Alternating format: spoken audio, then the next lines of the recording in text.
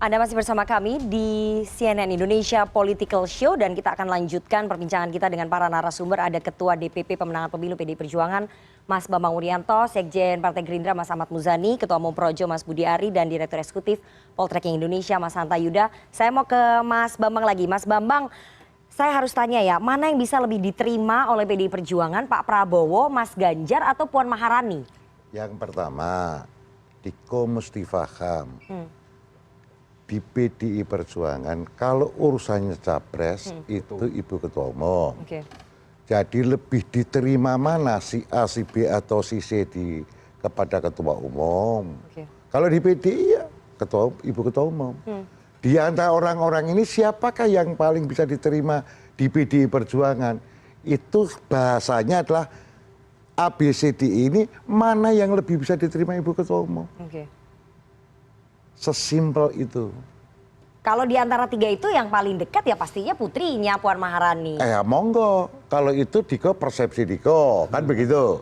Ibu ya namanya ibu sama anak gimana cerita. Oke, tapi saya harus tanya juga selain kedekatan antara Bu Mega, karena kan tiketnya ada di tangan Ketua Umum PDI Perjuangan, Ibu Megawati Soekarno Putri. Tapi kan kemarin Pak Jokowi memberikan sinyal-sinyal yang sangat gamblang ya. Pada saat olahraga di Solo, tempat beliau memulai karir politiknya itu adalah di Solo bersama dengan anak dan juga istrinya. Di situ hadir Ganjar Pranowo dan juga Erick Thohir. Ini nggak mungkin kebetulan Mas Bambang, ini pasti kode keras. PDIP nggak melihat seperti itu ya? Bahasa Diko kode keras. Itu kan bahasa Diko. Itu kan persepsi Diko, itu statement Diko. Bahwa kalau dalam konteks ini bahwa dia hanya punya harapan, kira-kira bagaimana? Suatu waktu juga pernah akrab dengan Mas Erlangga Hartarto. Suatu waktu juga pernah dekat dengan Sandiaga, Caimin. Inilah gaya politik Solo. Jadi testing the water aja? Oh ya Allah, kalau soal testing the water jenengan yang artikan. Tetapi apapun yang diinginkan oleh Pak Jokowi, 100% beliau nanti akan bicara dengan Ibu Ketua Umum. Itu saya jamin. Oke, saya mau ke Mas Muzani dulu. Mas Muzani, itu tadi kalau menurut Mas Bambang, kalau kita biasanya manggilnya Mas Pacul. Makanya dari tadi saya susah nih makanya. Karena kita dekat, jadi kita manggilnya biasanya Mas Pacul. Tapi karena di sini kita harus manggilnya Mas Bambang. Menurut Mas Bambang, Pak Jokowi ya sah-sah saja, kadang-kadang bisa bersama dengan Pak Ganjar, kadang-kadang bisa bersama dengan Pak Erlangga, kadang-kadang bisa bersama dengan Pak Sandi, kadang-kadang bisa bersama dengan Ketua Umum Anda, lagi testing the water aja. Kadang-kadang dengan Mbak Puan juga. Gimana, Mas Muzani? Pak Jokowi itu kan presiden, beliau kepala pemerintahan, beliau memiliki kewajiban dan tanggung jawab untuk menjaga keseimbangan politik. Untuk menjaga suasana harmoni yang terus harus dijaga, karena keseimbangan politik, harmoni adalah syarat tentang bagaimana pemerintahan itu bisa konsentrasi, melayani rakyat, melakukan pembangunan. Saya kira beliau paham betul, mengerti betul tentang teori dan praktek itu. Kalau kemudian beliau melakukan pendekatan dengan orang yang berbeda-beda, jangan lantas kemudian kita GR, memberi tafsir sedang mengendos A, B, C, D atau enggak. Jadi Gerindra nggak GR? Ya bukan tidak GR, tapi ya kita menganggap itu sebagai sesuatu hal yang harus dilakukan oleh seorang presiden supaya ada harmoni politik, ada keseimbangan dan ada suasana pemerintahan yang tenang. Supaya apa? Supaya jangan ada merasa yang dilebihkan, jangan ada yang merasa dikurangkan. Sebagai seorang kepala pemerintahan, beliau harus menjaga harmoni itu supaya para pembantu-pembantunya semuanya merasa diperhatikan oleh presiden. Sehingga dengan demikian ada konsentrasi, ada suasana yang full dalam melakukan pengabdian kepada pemerintahan di bawah kabinet Jokowi Ma'ruf. Kalau bicara soal harmoni, kelengketan, bisa nggak menggabungkan antara Pak Prabowo dengan Pak Jokowi? Banyak loh yang kemudian itu muncul aspirasi itu. Ya, sebagai sebuah aspirasi kan mungkin saja. Apa yang bisa dilarang dalam sebuah aspirasi politik. Tapi sekali lagi itu akhirnya akan ditentukan oleh bagaimana kekuatan partai-partai politik nanti di dalam mengusung calon presiden dan wakil presidennya. Mas Muni, mungkin tidak sih di benak relawan menggabungkan Pak Prabowo dengan Pak Jokowi, karena di luar sana informasi yang beredar karena beliau berdua ini lengket sekali, chemistry-nya ada, digabungkan saja Prabowo dengan Jokowi.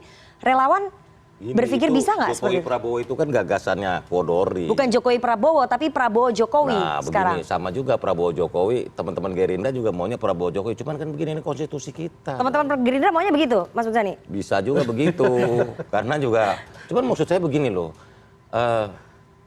kan yang penting kan kepentingan negara kita ini. Bahwa apa yang disampaikan Pak Muzani tadi sangat tepat sekali. Ini kondisi kita sebagai bangsa, sebagai negara ini kan menghadapi tantangan yang tidak ringan. Di tengah guncangan, disrupsi ekonomi yang menyeret energi dan food sektor ya. Dan ini memang pertarungan kita sebagai negara ini memang nggak gampang, sehingga soliditas pemerintahan, kekompakan dalam satu visi yang sama ini harus kita lakukan. Dan apa yang disampaikan tadi bahwa ya Pak Presiden harus menjaga para menteri-menterinya, ini pemerintahan ini harus solid nih, karena tantangannya luar biasa di hari-hari sekarang ini. Dan mungkin kita juga nggak tahu sampai kapan ketidakpastian global ini bisa diminimalisir. Tapi yang pasti kesolidan pemerintah dan juga kekompakan, satu tujuan, itu harus dilakukan oleh pemerintah kita. Anda tadi belum jawab pertanyaan saya soal Prabowo Jokowi, tapi saya ingin tanya nanti dari musyawarah relawan, ini legitimasinya bagaimana? Ini katanya cuma inisiatifnya para relawan, tidak ada restunya Pak Jokowi. Bukan tidak ada restu, ya masuk presiden nyerestu, nyuruh, kan jadi nggak enak dong. Jadi nggak ada dorongan juga? Begini loh, yang pasti ini kan bagian dari penerjemahan saran dan perintah Pak Presiden untuk kalau nanti 2004 tolong dengerin lagi suara rakyat, tolong gali lagi, tolong serap lagi aspirasi rakyat. Ketika kita diskusi, kami diskusi menemukan formulasi ya untuk mendengar suara rakyat, menyaring lagi, menggali lagi ya forum yang demokratis ya kita menyelenggarakan namanya musyawarah rakyat. Tapi ada restu dari Pak Jokowi atau enggak? Begini loh, sepengetahuan pasti. Orang itu diskusi kok. Begitu loh. Tapi kan kita nggak boleh bicara di publik ini perintah Pak Jokowi sebagai presiden, kan nggak elok juga. Tapi berkonsultasi dengan beliau ya? Gitu loh, apalagi menyangkut hal yang sangat sensitif. Kan tidak elok lah, maksud kita membicarakan soal Capres 2024 di tengah Pak Presiden yang masih menjabat. Itu kan. Tapi Pak Jokowi hadir nggak nanti di musrah? Tunggu aja kita lihat. Kalau udah dibocorin sekarang nggak seru dong. Nanti kalau udah mau H-1 H-1 baru diketahui ya.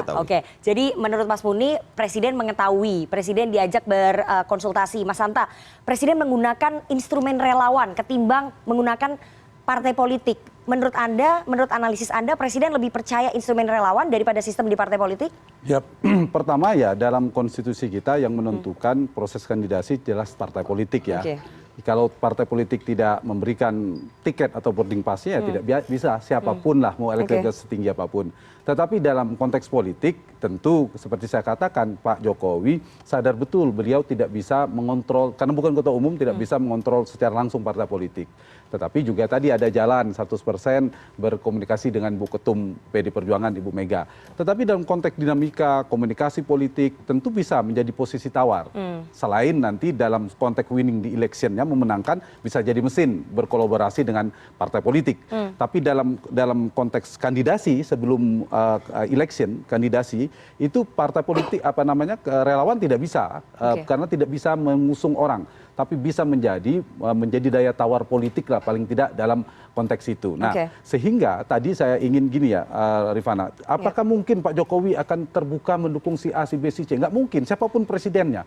Selain tidak elok, itu saya kira keliru. Presiden pasti cerdas yang namanya presiden. Itu pasti ingin menjaga jarak yang sama kepada siapapun nanti akan menjadi calon presiden. Karena harus berhati-hati, termasuk dengan Anies Baswedan. Kalaupun orang persepsikan tidak sedekat dengan Pak Prabowo, dengan Mas Ganjar. Kalau ternyata Anies yang menang, nah gitu kira-kira. Jadi sehingga dengan siapapun capres, seorang presiden harus menjaga jarak relatif yang sama untuk ditunjukkan kepada publik bahwa juga ada variabel tadi soal tingkat kepuasan yang harus kita perhatikan. Saya sedikit ralat ya tadi yang dimuncul di layar itu tingkat kepuasan kepada Pak Wapres. Pak Wapres Maruf Amin 56%, tapi kepada Pak Jokowi lebih tinggi di atas 62,5% persisnya.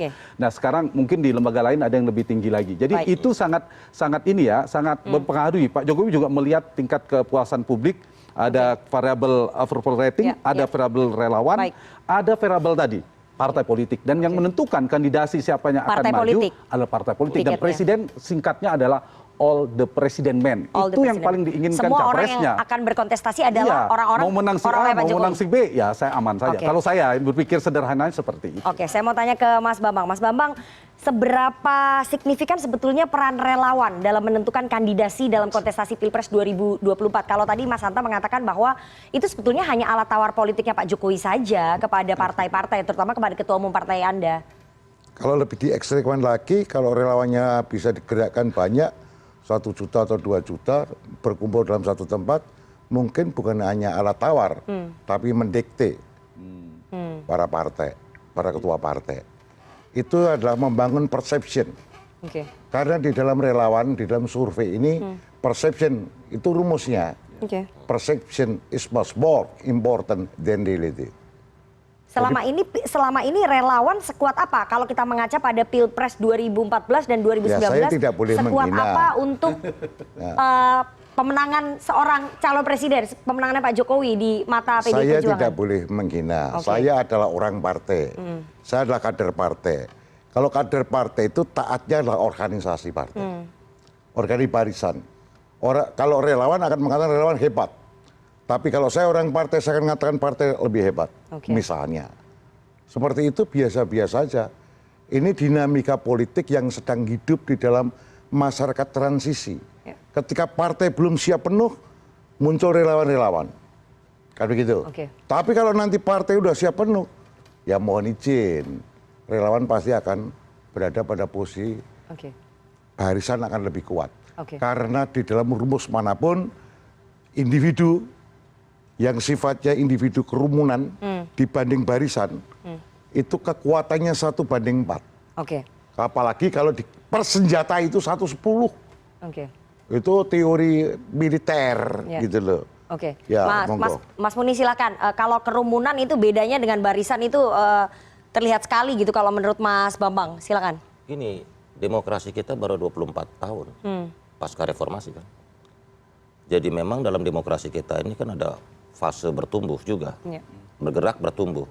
Jadi 24 tahun ini kan ada isu soal penguatan partai politik. Oke. Terus terang juga kita selalu bilang, selalu mengatakan dalam berbagai forum saya bilang ini tuh acara kita ini musyawarah rakyat ini sebenarnya harusnya partai politik yang buat, bukan kita. Relawan menjadi signifikan ya karena ada beberapa keterbatasan dari partai politik. Ini bagian dari otokritik dan otokritik partai politik. Tapi kita juga sadar, oh baru 24 tahun nih reformasi. Demokrasi kita belum sampai tahap kematangan tertentu. Penguatan institusional partai politik kan pasti.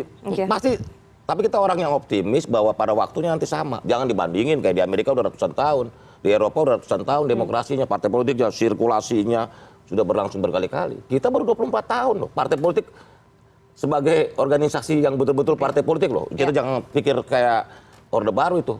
Semuanya ditunjuk gitu loh. Jadi partai politik dinamikanya ini kan baru bertumbuh 24 tahun. Oke. Tapi nggak ada niatan bahwa relawan ini akan menjadi partai ya nantinya ya. Kendaraan politiknya Pak Jokowi. Begini loh, partai politik itu adalah organisasi kepentingan paling tinggi secara sosial. Nggak ada orang bikin partai mau kalah, nggak ada orang bikin partai mau jadi oposisi. Oke. Partai itu harus menang dan berkuasa, dan itu sah. Karena rumus partai politik seperti itu gitu loh. Jadi jawabannya gimana? Mau Tetapi dibikin kami menjadi ini partai begini loh. politik nggak ini relawannya? Partai politik udah terlalu banyak apa? Oke, jadi nggak perlu bikin. Loh, selama ini kami merasa, saya selalu tanya ke teman-teman relawan, kalian mau bikin partai? Enggak, kami sudah tersalurkan aspirasi ke kami ke partai A, B, C. Kalau soal partai politik ya. Kalau soal begini loh, yang membedakan kami relawan Jokowi di 2014 ini, apa bedanya relawan Jokowi 2014 dengan relawan presiden sebelumnya di 2004? Karena sana fans club. Di sini adalah relawan Pak Jokowi 2014 itu adalah relawan yang punya agenda sosial. Ya. Jadi ada agenda kerakyatan yang muncul di sana. Gitu. Kita menginginkan lahirnya pemimpin rakyat yang lahir dari kandungan rakyat itu sendiri. Itu di 2014. Jadi dan itu akan diulang nanti di 2024 dengan menyelenggarakan musyawarah kalau rakyat. 2024 ini saya selalu percaya bahwa orangnya beda, waktunya beda, pasti caranya beda. Oke, gitu. jadi tidak bisa menggunakan kendaraan relawan. Bukan. Kita nggak bisa pakai cara yang sama. Oke. Soal relawan itu menjadi signifikan atau tidak signifikan, itu tergantung dinamika yang terjadi di masyarakat. Gitu.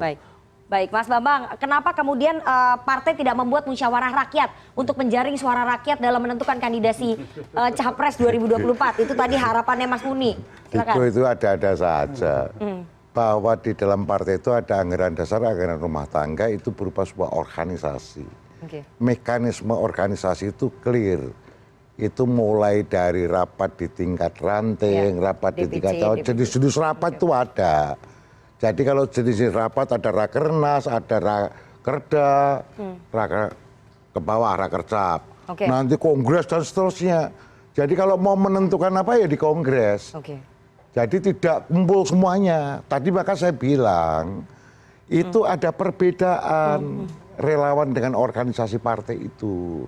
Organisasi partai itu disebutnya selah orde.